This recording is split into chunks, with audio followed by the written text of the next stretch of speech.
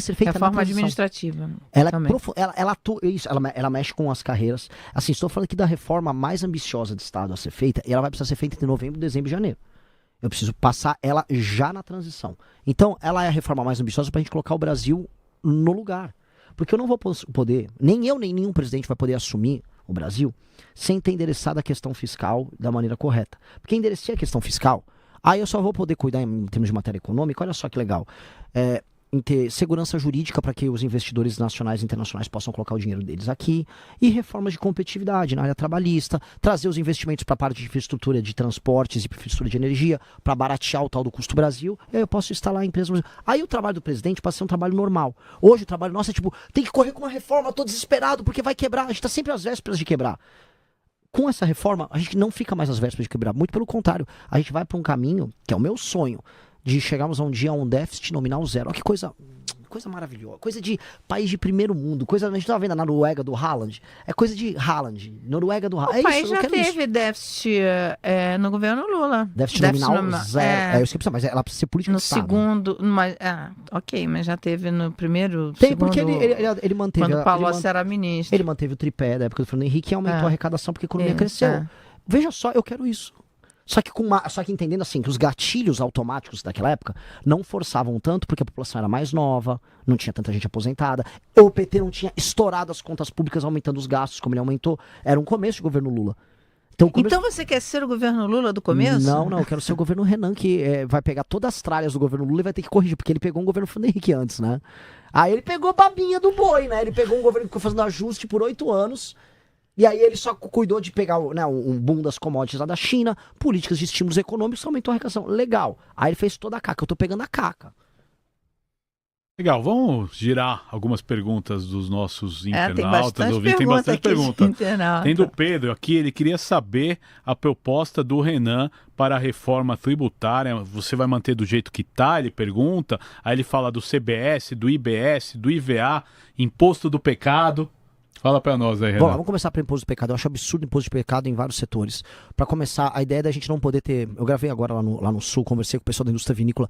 O Brasil, que tem todo o potencial de ser exportador de vinho e também de consumir vinho brasileiro de qualidade aqui. O vinho da Serra Gaúcha, o vinho da Serra Catarinense são ótimos. São Paulo tá produzindo vinho bom. Só que o custo Brasil e essa tributação imbecil faz o que produtos finos com valor agregado não consigam se estabelecer aqui. Isso é uma loucura. Então, o imposto do pecado, em muitas áreas, tem que simplesmente desaparecer.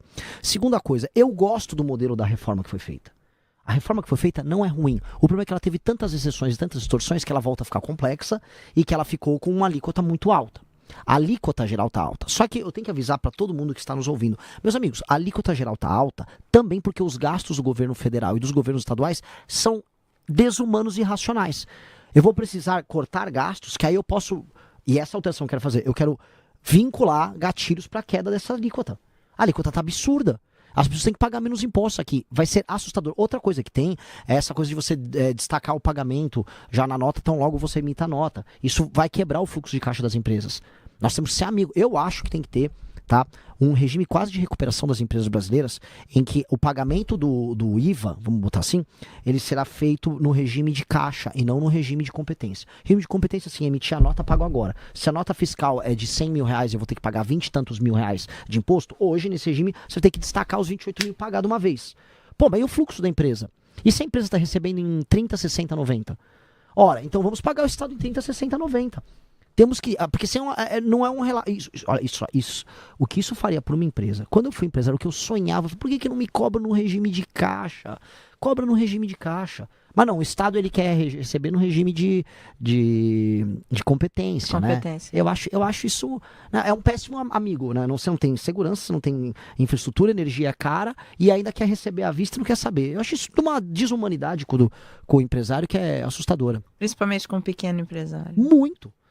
Olha, a Tatiana Salles pergunta o seguinte: Mara, pergunta ao Renan Santos o que ele acha do empoderamento do legislativo via emendas, que já são 50% do orçamento discricionário. Como governar com o Congresso executando o orçamento?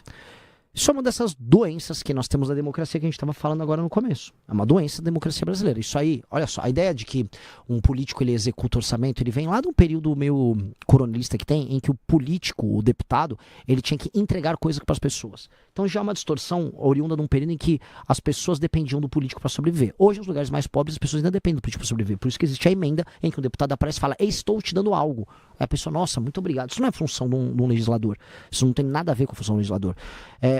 Entretanto, isso está tão arraigado na cultura da política que se eu falar que eu vou chegar lá e vou acabar com isso, eu estarei mentindo para vocês. É igual falar, chegarei lá e vou acabar com o fundo partidário e fundo eleitoral de uma vez.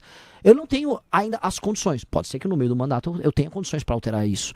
Mas de início eu não vou ter. O que eu vou fazer, que eu acho que é a melhor coisa, é disciplinar o uso disso. Que é a minha famosa, que é o tema que eu mais venho tratando, que eu chamo de lei de responsabilidade gerencial. O Fernando Henrique tinha passado no final do segundo mandato dele a lei de responsabilidade fiscal, que obrigava os entes federativos a resolverem a questão fiscal dos seus estados e municípios, porque até os anos 90, vocês vão se lembrar, era o comum, mesmo São Paulo, todos os municípios, não pagar as contas.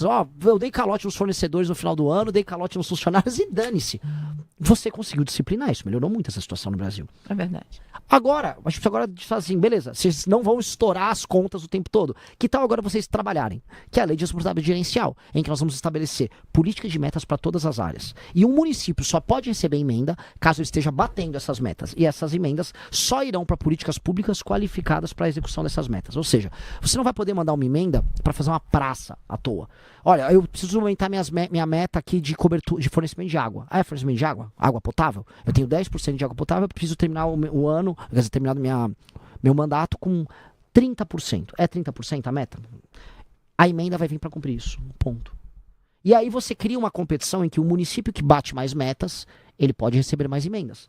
E o município que não bate metas, aí o prefeito fica inelegível por 8 anos. Esta é a revolução administrativa que o Brasil precisa. Isso é inspirado em coisas que o Japão faz, em coisas que a China faz. E eu não estou olhando, questões, eu estou olhando assim, funcionou, vou copiar.